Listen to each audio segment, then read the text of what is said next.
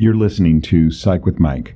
For more episodes or to connect with the show with comments, ideas, or to be a guest, go to www.psychwithmike.com. Follow the show on Twitter @PsychWithMike or like the Facebook page @PsychWithMike. Now, here's Psych with Mike. Welcome into the Psych with Mike and Brett Library. And this is Dr. Michael Mahan, and I am here with Mr. Brett Newcomb. Good morning. Man, so for full disclosure, we shut this down almost exactly a year ago. Why? Yes, because I wanted to. Okay, because? Because I'm old. Because I'll be turning 77 in another month. Mm-hmm. And I had gotten to a point where I thought, you know, you've done what you've done, and now you need to take some time off and ruminate. We'll talk more about rumination in another podcast because it's something I want to focus on. But I needed a break, and I took a break. And then over the course of the last year, there has been so much in the news about men aging and losing their capacities and abilities and what have you. And I started listening to all that and then started double checking with my wife, you know, are you seeing me be this dysfunctional and disrupted and incomplete? And she just laughed outrageously. So I think she was. Mm-hmm. And so then I started doing some reading about, well, can you retain or reinvigorate some of your abilities, like word usage. If I forget a word, if I know a word, sometimes I'll be having a conversation with somebody and we'll be talking about a movie or an actor or a politician or something, and I can see a person, I mean literally see their face in my head, and I know what I want to say about them, but I can't pull their name. It won't call it. Lindsey Graham was one. I was talking the other day to somebody about Lindsey Graham, and I couldn't get his name. And I could see him, and I know what I wanted to say about him, and I know what the issue was. All that was clear as a bell, but I couldn't get his friggin' name. There was a time in my life where that never happened to me. So that's a measure or an indication to me that I'm slipping. Then I started thinking about, I have had a number of male in particular, not so much female, but I've had a lot of male clients who have reached a point in their life where they had a major transition. They retired, they quit working, and lost their sense of identity. Very dear friend of mine, friend for 40 years, was a teacher, and his entire identity was caught up in being Mr. Smith from this school. Everybody knew him. Everybody in town knew him. They all loved him. He was like Mr. Chips, you know. And then he retired, and suddenly nobody knew him. And he went back to visit at the school the next year, had to get a pass to get in the building. Some of the students didn't know him. Some of the teachers were too busy to talk to him. I mean, he was devastated. And he got some therapy, and it was a real struggle time for him because he lost his sense of identity. So I was thinking about how often men in particular wrap themselves up in their identity with a title or a job description. I am an engineer. I am a pilot. I am a boat captain. You know, whatever it might be. And you take that away from them, and then I am not. You know, I have no identity. And so then what am I? Exactly. Yeah. And so then they would come in for therapy, and very often they or their wives would say, the solution here is going to be start a new company, go back to work, get a different job, like go buy a new suit, put on this new identity, and at least you'll have some sense of comfort. And in some cases that worked. In some cases it didn't. And the concept just intrigued me. So I reached out to you, and said, I think maybe I'm ready to revisit some of these conversations and do some of this again, and talk about these things. All with the same perspective that we had when we originally began the show, which was to say, what constitutes good therapy? Right. How do you understand the process of therapy, and how do you use information that you acquire from your clients to understand what's going on with them, and then be of service to them in a positive way, if you can be. So I still enjoy talking about those things and thinking about those things. So I thought, well, we could come back together and do that. And then you approached me and said, well, if we're going to do that, why don't we make it be a book? And so we have signed a contract with somebody, and we've agreed we're going to try to write a book around the concepts that we're going to be discussing over the next year. Right. And so the target for the book release is, do you know? a year from last month. Yeah, so around sometime around September of 2025, and my conceptualization. You asked me that to see if I've forgotten it because I'm old. No. Oh, okay. No. I just didn't know. It's possible. I didn't know if you wanted to be the one to announce it or not. But the conceptualization that I had would be to take people on the journey with us. And so we will have our publisher on at a future date to talk about the process of getting a book contract and then what it takes to follow through with that. Because I think a lot of people are interested, at least in the idea of writing, whether or not they're actually interested in the work of writing, because it is a lot of work. Yeah. It's a commitment. So I was delighted that we had decided to do this again, because I was trying to figure out what I wanted to do with either the podcast or whatever going forward, and hadn't really struck on anything. And then all of a sudden, it just seemed like all of this stuff you were came searching together. For some brilliant junior partner that you could continue it with. And obviously you weren't able to find one that the same level of perspicacity. I was not. Yeah. Or would be willing to tolerate. Well, that too. Me. Yeah, that's one of the factors. Yeah. So it was amazing to me how serendipitously, that this all, I mean, it just all came together. It wasn't like, I don't know that I planned on, I couldn't have planned on any of it, but you didn't send me some anonymous text like "go back to work." Yeah, yeah. Oh. But anyway, so the way that it came together was just amazing, and I couldn't be more delighted. All right, well, let's see how it goes. So I know that one of the things that we want to do, that you have encouraged me or challenged me to do, and that I am in tremendous agreement with, is to try and remain more focused and be more clinically focused in our discussion, so that we don't go off on tangents. So to come back to the aging thing that you were talking about, I have, at my age, I'm going to be 60 in a couple of weeks, and at my age am really, I don't want to say focused on, but concerned about or whatever with this process of aging, because I'm at a time in my life where I can start to see some things, well, failing. There's a thing called terminal decline. Yeah. The theory is that in the last 5 years of your life, you go into what's called terminal decline, and that you benefit, if we're talking about doing therapy, and therapists who are out there looking for a market to serve, there are a lot of baby boomers that will fall into this niche pocket right now, who are going through terminal decline and need to do what's called a life review. Mm-hmm. How did you spend your life? Did you accomplish things that had value to you or for others? Did you care about people? Did you have relationships? Did you have woundedness? Did you wound others in some way? How do we evaluate your life? I remember talking recently to someone, a man whom I respect, who's well known, who almost habitually writes his epitaph. He's constantly thinking about, if I died today, what would people say about me, and what would they say at my funeral? And so then he writes out these little things, which sometimes are laudatory. He's a wonderful man. He had wonderful children. He did blah, blah, blah.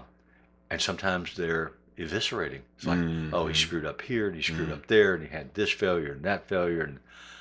And I, in my conversations with him, encourage him to stop that altogether, to not be writing an epitaph.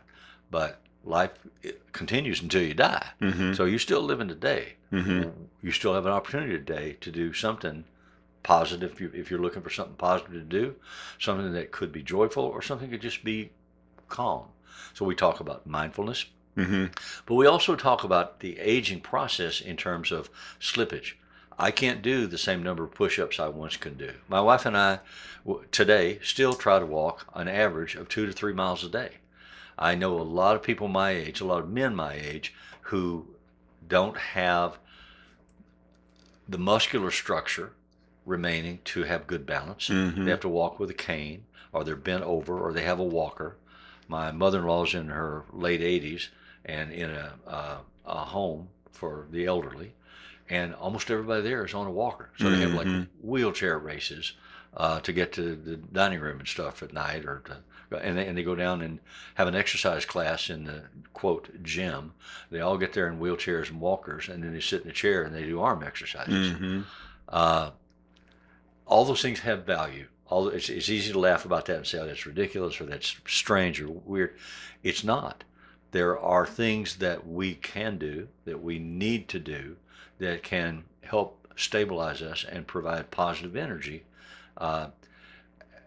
So terms come to mind like mindfulness, but socialization. One of the bigger elements of aging that we don't really talk much about is your circle of acquaintances and connections and family shrinks. Right. And you become more isolated.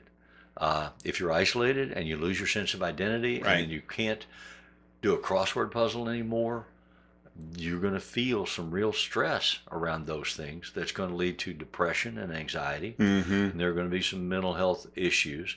And the way those are typically treated is through drugs. Give me something to help me sleep. Give me something to calm me down. Give me something to wake me up. Give me something. And the medication thing is just huge because medications in our society are tested on generally white males between the ages of 18 and 25. And so then when you put them into an elderly population, dosage change. Exactly. It's just, and overlap. Interactions. Yeah. It's just crazy. So you were talking about this epitaph, which reminded me, I actually have a replica of the plaque that hung outside of Carl Jung's home, and then he actually had it engraved on his tombstone that says, "Bidden or not bidden, God is present." Just as an aside. So that was his epitaph. Bidden, B-I-D-D-E-N? Yes. Okay. Called on or not called on. Yes. All right. But when you're talking about this issue of age, so there's two primary ways that we as human beings experience that. So we experience it physically, but we also experience it mentally. Yes. Mentally / emotionally. Yeah. And so the physical decline that happens. If I can interrupt. Yeah. I say / emotionally. Actually, I should say / emotionally for both of them. Physically, emotionally, and mentally, emotionally. Because physicality and emotions also are intertwined in ways that we don't often talk about. Well, I just had mentioned that, I'm going to turn 60 in a couple of weeks, and I idolized Arnold Schwarzenegger in the 1970s when I was growing up. And if you've seen him today, obviously he looks old. Yeah, he's not the same man. Yeah. And so for people it doesn't matter how fantastic, and he still works out. He still works out every single day. But he does not look the same today at 75 or whatever he is. No. You can't. You remember Jack LaLanne? The workout king? He kept his physique a lot longer than most of us do and was able to do phenomenal things. But eventually all that wore out. And he wasn't the Hulk that he had been. Jimmy Carter's been on hospice now for over a year. And hospice means they're only doing palliative care. If he's having pain, they give him something for the pain. But other than that, they're waiting on his body to die. Right. But he's still mentally alert. I read an interview this week with his grandson who said his last wish is that he can live until his birthday in October when he turns 100 so that he can vote in one more presidential election. And I'll leave it up to you to guess who he wants to vote for. Well, and I hope he does because I revere the man. I think he has been the best.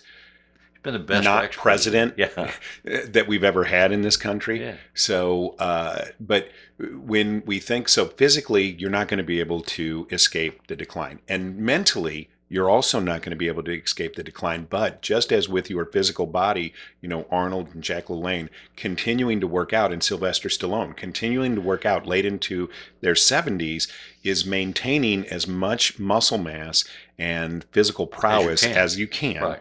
And the same thing is true mentally. So mentally, there are two different ways in which we process information. One's called crystal intelligence.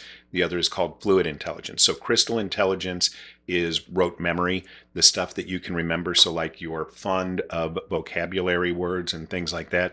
And then fluid intelligence are the things that require mental processing, like being able to solve an algebra equation. And so in our country, our IQ tests are standardized so that 100 is the mean. It's the middle.